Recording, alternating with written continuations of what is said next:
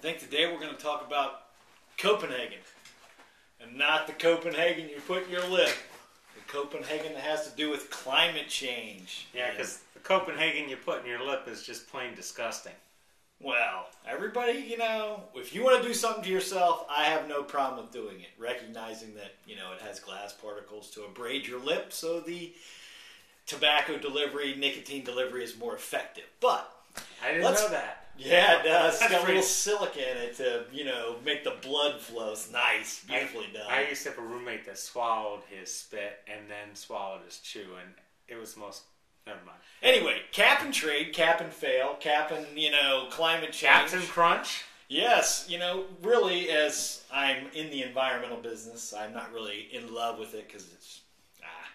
Pays the bills. Well, it's not, sometimes it appears hypocritical, and there's certain things that are hypocritical, climate change being one of those things, that... the crazy thing is even though science says, hey, this is happening, and common sense would say, all that stuff coming out of your tailpipe could be a problem, and the fact that we can't keep pulling oil out of the ground should be a problem, we still sit there and there are people in denial.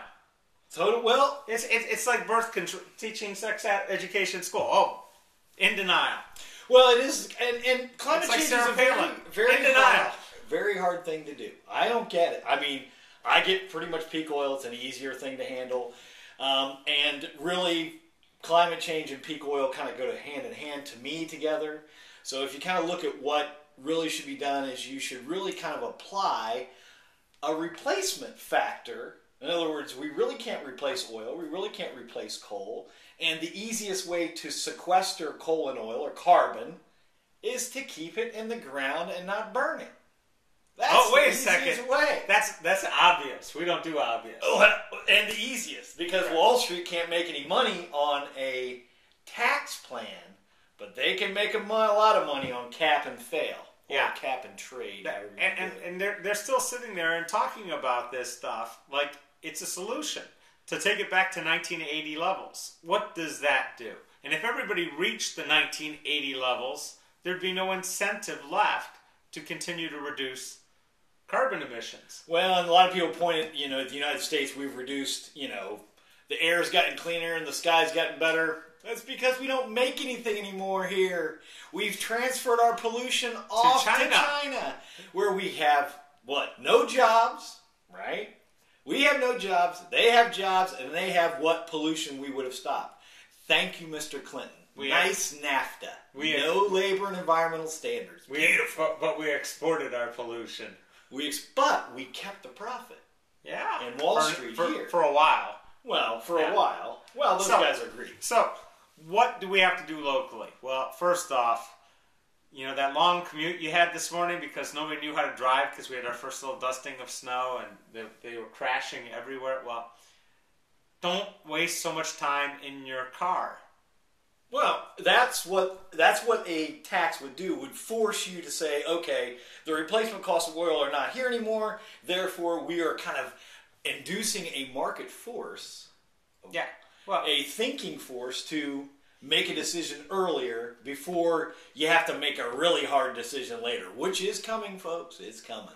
Yeah. So the time we spend in our cars as opposed to being able to walk to work, like I do, and when we do this little thing, Greg just walks down the street and here we are. No car involved. And then using more efficient forms of transportation. Bicycles, scooters, motorcycles, public transit, those things. Which we can make here. Yes. Isn't it nice we got rid of our automobile industry before everyone else? Hey, isn't that a beautiful thing? Dayton's on the cutting edge. Dayton's on the cutting. We're thinking. We knew what was coming.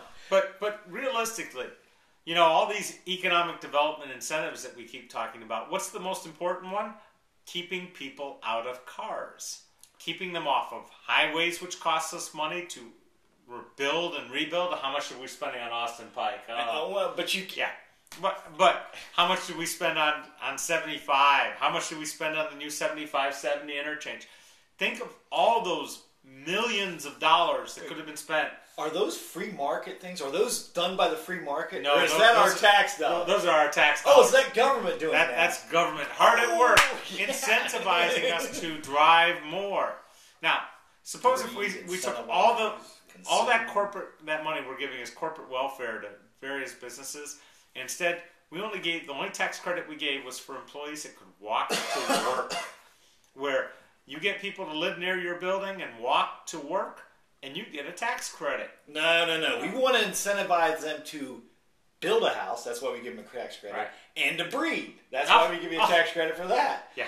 That's called incentive, but in the true free market, we'd have none of that, right? In the true free market, we would also have no driving regulations, because I can just go ahead and say, well, I want to drive down this part of the road. This free market crazy. This goes along with Greg's wanting to own a Scud missile. Oh, no, a rocket-propelled nuclear weapon. He wants a nuclear weapon. Well, but the right to keep and bear arms shall not be infringed. Paperwork is an infringement. But right now, cap and trade is not a solution.